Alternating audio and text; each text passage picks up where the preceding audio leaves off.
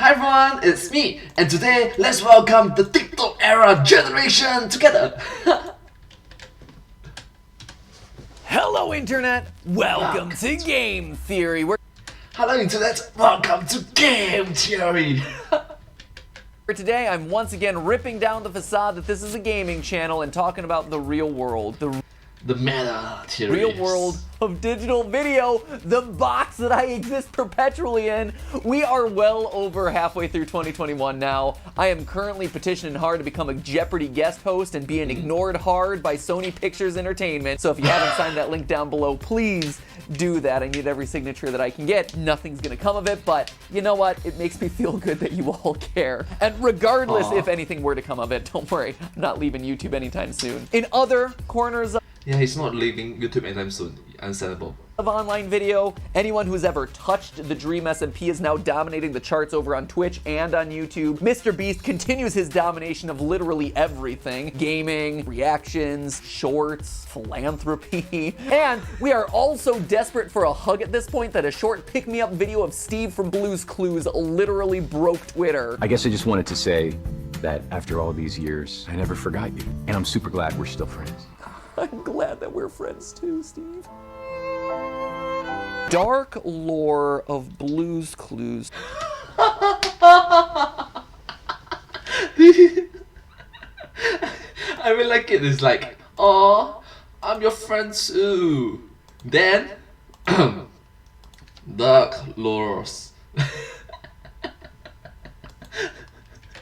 Theory. Alright, handy dandy theory book. There's FNAF, there's Dirt Blocks Are People. Mario, alright? Among Us, give Among Us to President. What's that? I don't know about you, but 2021 feels like this never-ending inflection point, this constant flip-flopping of the world is opening up again. Oh, no, never mind. Oh, our masks are off. No. Put those puppies back on. Movies are in theaters now. They're back on streaming. Oh, wait, people like Shang-Chi, we're back in theaters only, baby. It's like that feeling when you're at an airport, you know? Actually, you probably don't know. Does anyone even remember what it's like to be in an airport anymore? Oh!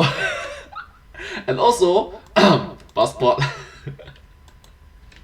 It's that uncomfortable feeling when you're antsy and eager to move on to your next destination, but you aren't quite there yet. Well, that is 2021 in a nutshell. It is this year-long inflection point. And it's not just an inflection point in real life, but also in the world of digital content. Now, I've talked in the past about the 4 generations of YouTube. There was Gen 1, the era of viral videos. The era of viral videos. And then Gen 2 was the rise of the YouTube. Rise of the YouTuber. Gen 3 was Watch Time Strikes Back, and then Watch Time Strikes Back. Gen 4 was the Viner invasion. The Viner invasion. Now it's a Gen 5. If you want a refresher on all of that, well, that video is linked right here, using that eye icon in the upper right-hand corner of the screen that YouTube thought was important enough to include on their product offering, but literally no one uses. But I've suspected... Oh, burn! Well, technically speaking, sometimes I use it as well, so... For a while now, that we're in the middle of a new generation, Gen 5. Now, if this was a video game, it would be what? Pokemon Black and White? Which, I gotta say, is ironic because this generation is anything but black and white. Literally 9 months ago, I started writing down all the things that have been trending over the last year and a half. Things like engineering, DIY, the TikTok influence, YouTube Shorts, a push for greater creator accountability, the Dream SMP, Hermitcraft, YouTuber boxing, Mr. Beast paving the way for massive giveaways of money, the return of creator burnout, VTubers, brand safety, COPPA, YouTuber investing, hype houses, the sunsetting of top-tier channels.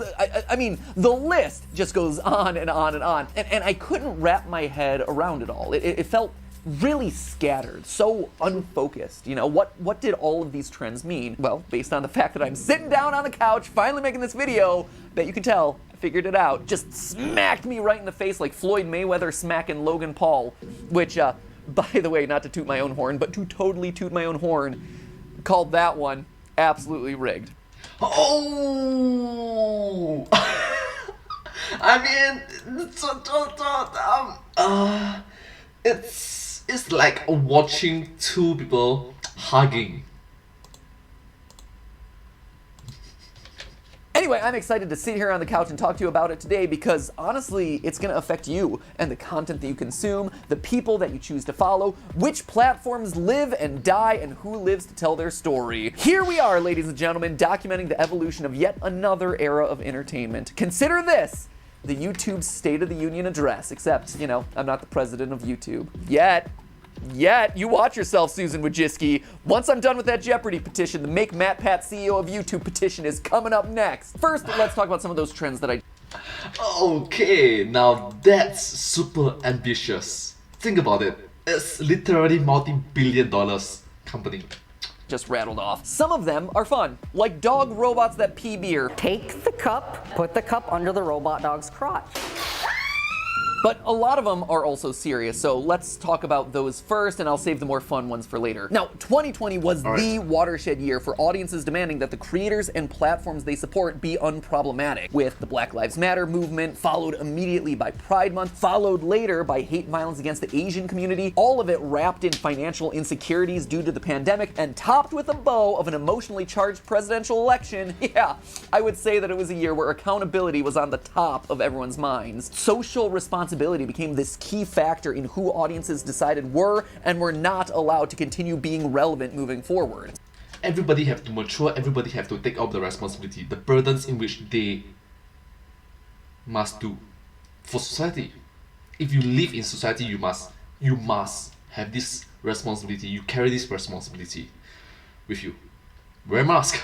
Suddenly, it was as though there was this audit of your entire online history, with the internet shoving videos, ideas, and creators overboard to see if they managed to stay afloat, or if the collective anchor of their past online actions pulled them under for good. And yeah, while there were both permanent casualties from this audit process, as well as some shorter-term casualties, the community that seems to have felt it the most is beauty, ironically enough, where the actions of many of the top channels weren't able to survive the scrutiny, causing this massive decentralization of viewership. The collapse of this vertical also wasn't helped by the fact that 2020 just saw a massive decline in makeup sales at retailers like Sephora and Morphe. Go figure, you don't need a lot of makeup when you're not seeing people in real life. Meaning that the internet's team beauty was likely getting hit where it actually hurt and actually matters, their pocketbook. And it's worth noting that this call for accountability wasn't just something for individual creators, we're still seeing the fallout of it now, with streamers currently protesting hate raids over on Twitch, showing that platforms themselves are being held accountable for the communities that they fostered. Well, the purge by audience has been happening on one side,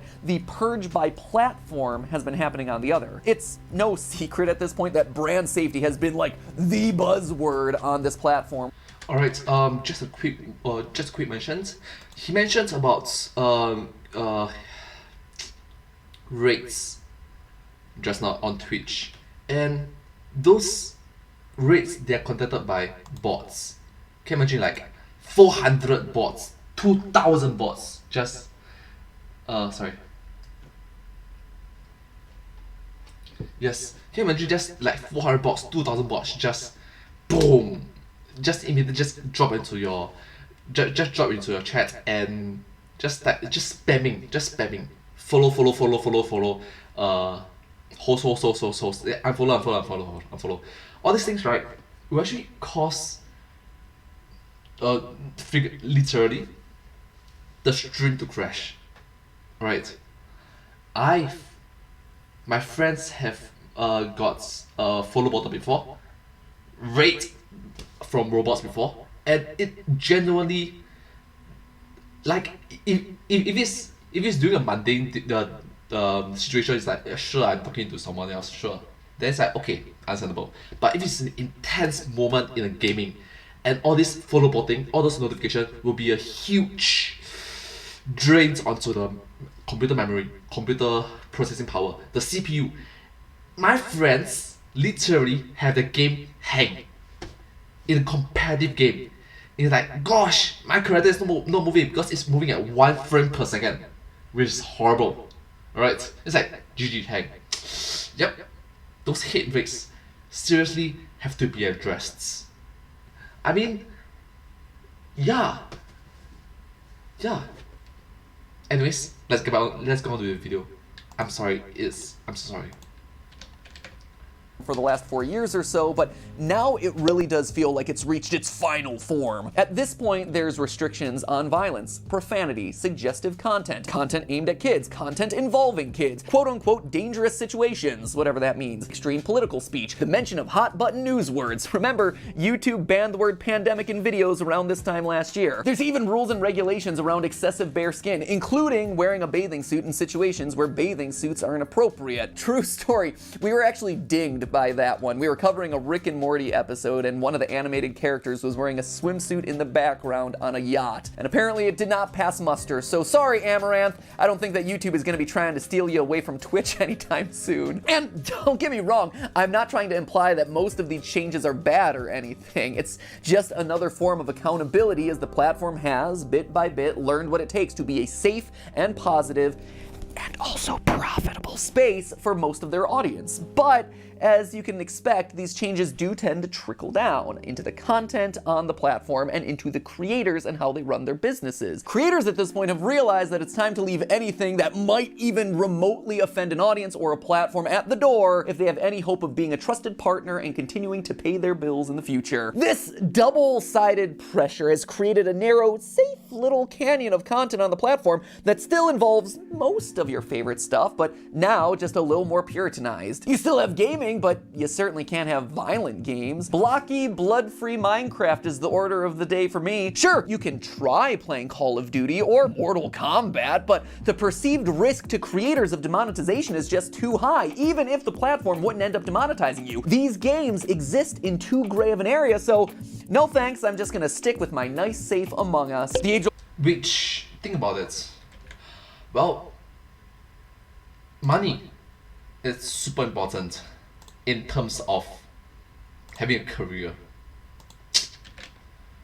trope of reacting is back, and it's been back for a couple of years, and whoa, they are shocked. You have never seen shocking content like this. It is so surprising how ice cream is made. Or, whoa, that's a really weird food. Never seen anything like that before. And also, what are those TikTokers up to again? Oh, they are so wacky over there. Brand safety also extends to the huge surge in millennial grown-up content, from the stylings of Mr. Kate and literal DIY of everything to making dumplings with the Try Guys and talking about having kids with the Ballingers. Adding the spice to this brand safe content soup is YouTube's criticism vertical, but that criticism ends up being mild at best. We are a long distance away from the Keemstars of the world. Creators like Drew Gooden, Curtis Connor, Danny Gonzalez, love these guys. They're delivering the sickest burns on Undercover Boss, Disney Channel original movies, boom, roasted. Anthony Padilla, he's become the Oprah of YouTube between his empathy and those dimples for the gods. Sarah Zed is spilling tea on old Tumblr fandoms, and the H3 podcast was definitely spicy and one of the most popular things on the platform until, of course, it spun itself into its own net of criticism. They're all hilarious,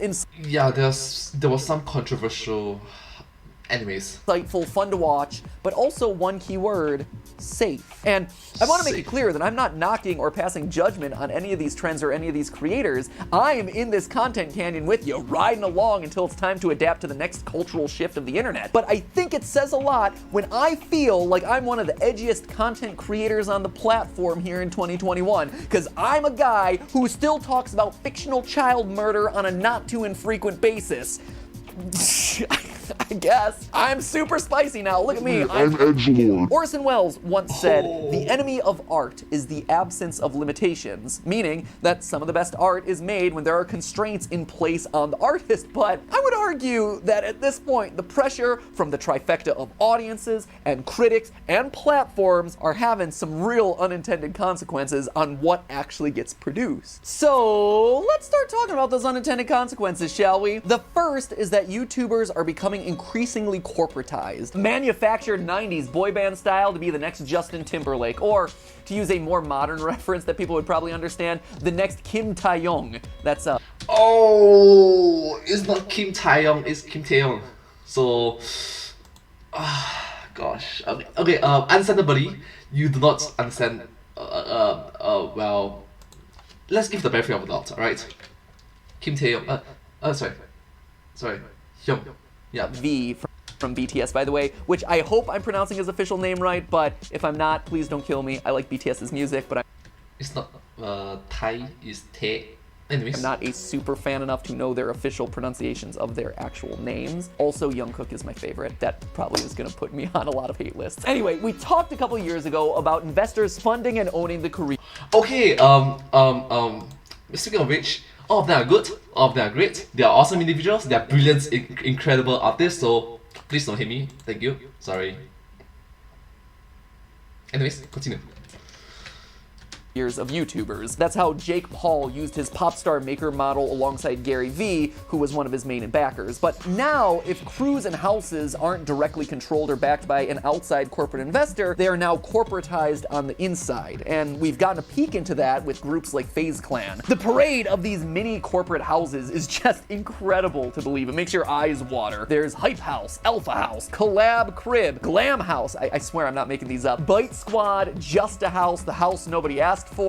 Or the point of all of this is that it's been a very long time since these carefree, happy-go-lucky groups of friends haven't had to ink their happy-go-luckiness into contracts dictating the business structure around everything that they do. And this is happening more and more and faster as these groups continue to jump into the YouTube ecosystem, especially when the brand-safe shenanigans are making bank. Which leads us to another trend that I initially was having trouble fitting into all of this: YouTuber investing. Back in 2016, my partner Steph and I were asked to take a brief consulting meeting with a guy from one of the top Silicon Valley venture capital firms. Now, if you don't know what venture capital is, it's basically people wanting to invest in small companies that they think have potential in order to own a portion of that business as they grow, and also to foster their growth. Anyway, this guy said that he wanted to start buying and selling YouTube channels kind of like you would a stock portfolio, and he asked us for advice on how to do it. Unfortunately for him, he was a little too far on the bleeding edge at the time, but now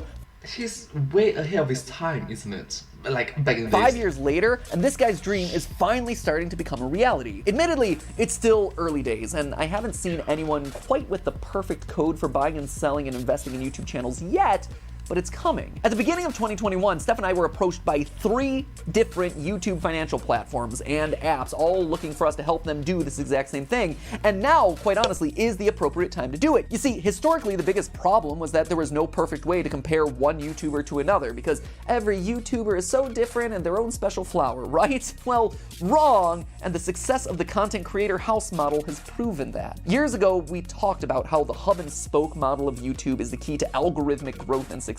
You have one central hub, one main creator supporting and giving rise to a bunch of other popular in their own right creators. They collab with each other, everyone wins, they all grow together. Well, Case and point. In Singapore, there will be Pathway Program. There will be Cat Dojo. There will be Team Titan. I'm part of one. I came out from Singapore Streamer Camp. I'm thankful for KRKT and for Zumi.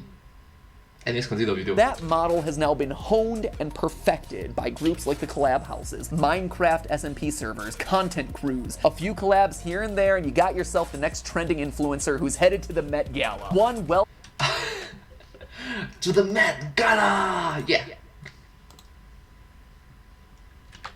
coordinated hashtag launch across 5 of your friends, and you're suddenly a top trender on Twitter. Gen 4 of YouTube was the first wave of creators who had grown up watching online videos, knowing the importance of words like algorithm and SEO. They were savvy creators. Gen 5, they're not just savvy creators, they're savvy business people. Now are you starting to see why this whole thing was so difficult to shove together? Like, how do you connect the brand safety dot over here with the YouTube corporations and investing dot over here while also looping together this push toward greater accountability? Does the simultaneous rise in criticism channels alongside YouTuber bread baking tutorials actually intersect?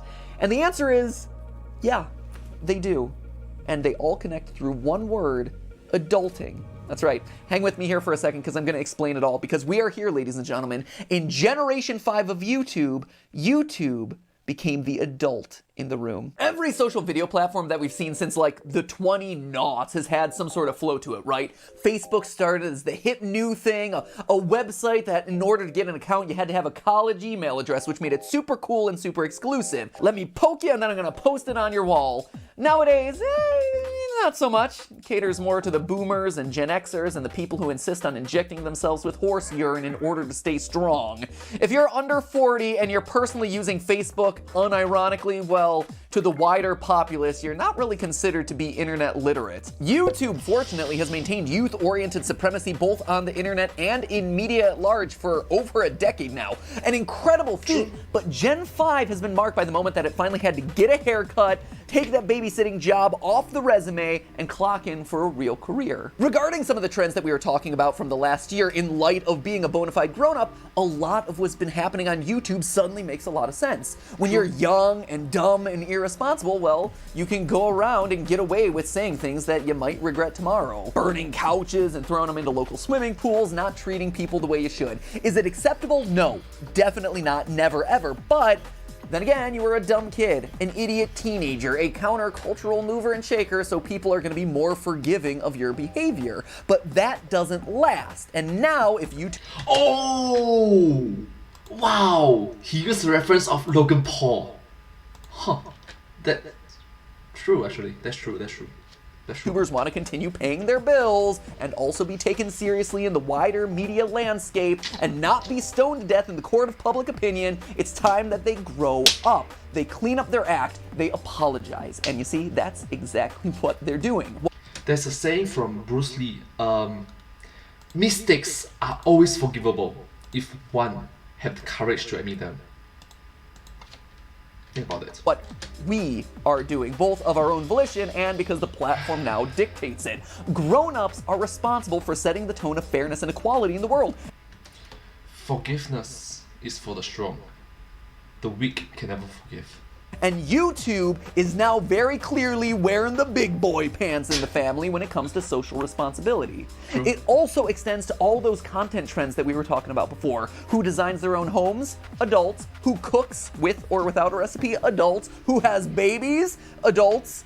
Hopefully. Engineering, speed chess, this amazing Scottish farrier channel who fixes hooves for a living. That's awesome. I love that channel. True. All I love it. adults. This is the sort of content that you used to be able to see on the Discovery Channel or TLC back in the day. Heck, who watches news and criticism? The YouTube criticism vertical is, as much as I hate to say it, modern political punditry. Millennials might not be all that into cable news, but they were sure as heck into frenemies. And hey, nothing motivates people more than money, which is something that adults have to know a lot about. At this point, we are so many years past the point where people do YouTube for fun. When I tell people that I didn't monetize this channel until it had 1 million subscribers and didn't quit my job to do it full-time until 3 million, which is completely true, by the way, it is unthinkable for them. That idea just does not compute. When I got my first brand deal back in the day, people called me a sellout. When we started hiring on other creators to join the team to fuel each other's creativity, people said that we had gone corporate. But now, look at what a difference a generation or two makes. Nowadays, Literally a generation or 2 generations away. I've known dozens of creators who quit their jobs at 10,000 subscribers. When a creator partners with a major brand, their community celebrates because they're recognized and legitimized. They celebrate by saying, "Get that bag." And as far as going corporate goes, we already talked about how investors are just creating YouTubers in petri dishes, putting vlog cameras in their hand and sending them on their way. Don't know what your video partner's gonna do? Well, better get that contract in place. Want some financial stability? Take on those corporate investors. Insurance, studios, paid time off, severance packages. Sound like corporate America? It is, and it's been YouTube for a while now. The transformation of YouTube into a business platform started in earnest the moment Harley from Epic Mealtime ripped the veil off this industry back during the 2014 Streamies. Here's the deal. Any YouTuber that touched this microphone tonight is a millionaire. Maybe it was cute in 2011, but it's 2014. Everyone is rich on YouTube. And it's finally reached what it was always destined to be, television. Oh, sure, you can still be a 15-year-old uploading videos from your basement and still be super successful here, but it's actually gonna be much harder now. Sorry, actually 15 might be too young, cop, it might come for you. Rewind. Oh, sure, you can still be legal of age 18 years old and uploading your videos, but you're gonna have to operate like an adult. You're gonna have to uphold the moral standards, employment standards, and content standards of people twice your age and more. Is your stuff polished enough that YouTube isn't gonna be embarrassed of it to show it across the platform? Is it differentiated enough in a crowded market? Is it long enough to fulfill those watch time metrics, and are you producing it frequently enough to keep your audience interested, or is the algorithm just gonna wash you away? Have you considered your analytics, your thumbnail design, your click-through rates, your content calendars, your production schedule, and the collabs to help it all grow? In Gen 5 of YouTube, YouTube is now an adult workplace, which, you know, becomes the natural order of things when you're the successor to television. And one of the downsides to that is that the barrier to entry is really high for any new talent that's looking to come in. Enter TikTok. And now I think you can see how this is all coming together. Younger people used to think of this platform, of YouTube, as the land of opportunity. Like, think about it. Getting to YouTube is easy. Being successful in YouTube is not easy. Vice versa, TikTok is new. Now, it's TikTok. Videos can be shorter. Videos can be unpolished. You don't need a 30-man production crew just to film one vlog. The rules there don't feel as strict, with fears about copyright claiming or demonetization, and as a result, you have formats that are able to thrive there that have long been dead here over on YouTube. Short-form scripted comedies, pretty much anything related to music, which, oh wait, wouldn't you know it, were the same formats that were the lifeblood of YouTube in its earliest days. It is truly the first global platform because it's the one that's allowed in China, and being mobile first means that countries like India, which we've talked a lot about recently as the big market that everyone's looking to capture, can be involved without making a big percentage of the population needing to own laptops and editing equipment. And obviously, I'm not the first one to notice this. In March of this year, YouTube launched YouTube Shorts, its big TikTok competitor, which to the casual audience might seem like just another product launch, but I'm telling you, it is so much bigger than that. They are losing one of the most important demographics in the world, 13 to 18-year-olds, which we actually know are closer to 8 to 18-year-olds, and they're losing them to the first video platform that's truly global. Easy to access, easy to produce on, and that, wouldn't you know, is also backed by ByteDance, a Chinese conglomerate that's grossed $37 billion in 2020, Literally multi-billion. versus YouTube's 19 billion, meaning that it has pockets deep enough to go head-to-head with the biggest platform in the world. Oh sure, a lot of other platforms have tried to take down YouTube, but TikTok is the first to actually pose a real threat. And already the data shows it, as early numbers show TikTok surpassing YouTube in that all-important metric of watch time.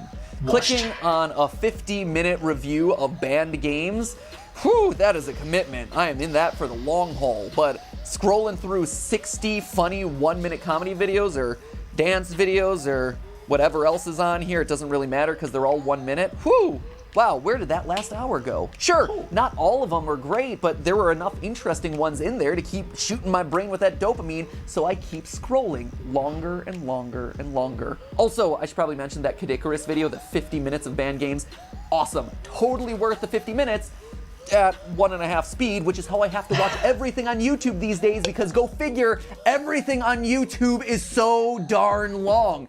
They're all like, Including this video is long. the length of movies. Including this video I'm reacting to is long too. Now, does this mean that we all have to pack up our proverbial YouTube bags and go head for the hills, start flossing and doing Addison Rae style dances?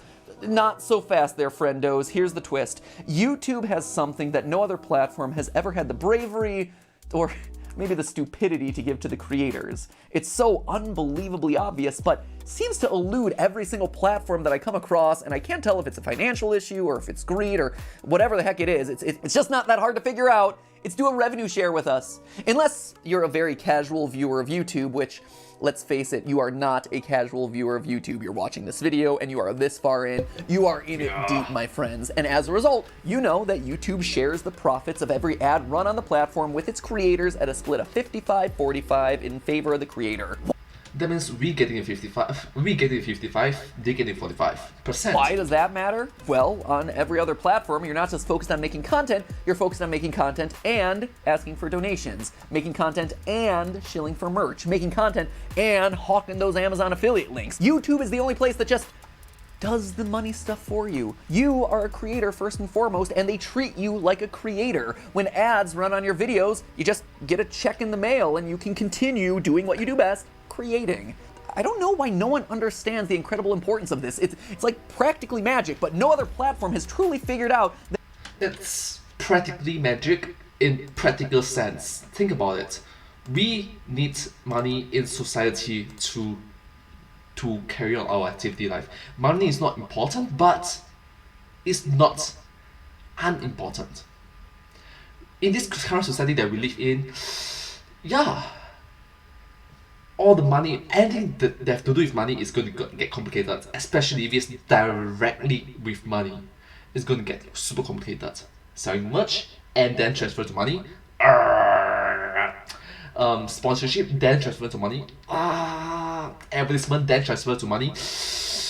Just giving you money. Oh wow, that's incredible. Thank you, I guess. So anyways, MapApp have a point. Revenue share. 55% to the content creator because of the content. Thank you, YouTube. Thank you for doing that. this is the secret sauce. It's not the recommended page, it is not the trending tab, it is the ability to make money without ever thinking about having to make money. Revenue share. Make money without thinking about making money. If not, it will stress you out. You get more views, whoa, shock of all shocks, you make more money. Right now, TikTok has all the monetization stuff that, let's face it, is not the secret sauce. Affiliate links? Yeah. Instagram. Asking for fan donations? Awesome. Say hello to Twitch. Taking sponsorships? Vine was good at that. You can sell your merch. Whoa, you're blowing my mind right now. Now, when people want to turn what they're doing on TikTok into a full, at-scale, buy that irresponsible Lambo business, it's likely that they'll have to move over to YouTube, at least for the foreseeable future. Here, with all of us grown-ups, with our car seats in the back of our responsible crossover vehicles. Sorry to break it to you, but that is why YouTube had to adult, so that advertisers felt comfortable enough to move their dollars here, and that's just how it is. So, if you made it to the end of this very long video about a lot of different things that are happening on YouTube and a lot of the trends that are changing the face of online video right now, here's the TLDR. YouTube is now a grown-up. No more weird voice cracks, no more offensive jokes. And with growing up, that means it's no longer the coolest kid in class. And that's not a bad thing. I think YouTubers, for all their issues, are some of the most open-minded and adaptable people out there. I'm excited how we all ride this wave together. Then again, if TikTok does start offering passive revenue splits on ads that run on the content beyond just their creator fund, I might have to start warming up those dance moves. Think about it. The passive revenue share. Think about it. Yeah, musical theater Pat returns to act. Think about it. Think about not thinking about it. So. At least, not yet. Anyway, thank you guys so much for watching, and as always, remember, it's all just a theory. A YouTube theory! Glad to be back on the couch doing these things again. I'll see you in the next video. Bye! Alright, so yes, I'll be continuing doing this YouTube reaction stuff for the Game Theorists, for the Film Theorists, for the Food Theorists, for the foreseeable future. 2021 this year, 2022, 2023. I'm definitely doing it in 2024. So it's a good solid 3 years ahead, I guess. 4 years. So yeah, thank you so much for watching this video. Thank you. If you do like this video, please remember to like, share, and subscribe to my channel. Please, it really does help. It really does help. I recently just crossed 500 subscribers. Right now it's at 503, so do my best. Anyways, one more time. If you do like this video, please remember to like, share, and subscribe to my channel, and comment down below if you have anything to share with us. Don't forget to follow my channel, and hope to see you in my next video. Thank you so much. Thank you. But hey, that's just a fact. A generation fact. Thanks for watching. Thank you.